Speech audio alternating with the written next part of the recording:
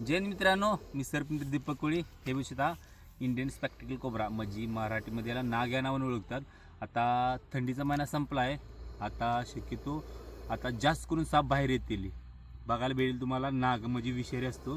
तुमच्या घरापाशी जर साप येऊ नये म्हणून तुम्ही काय काळजी घेतली पाहिजे. पहिली गोष्ट, तुमच्या घरापाशी वीट किंवा आपण लाकूड ठेवतो अशी आडगळीची वस्तू ठेवू नये भिंतीच्या साईडला. आणि सांडपाणी किंवा तुम्ही जेवल्यानंतर जे खरकट असतं का नाही ते खिडकीतून तिथे टाकतात. त्यानं काय होतं, तिथं मच्छर गोळा होतं. मच्छर खाण्यासाठी बेडूक येतो.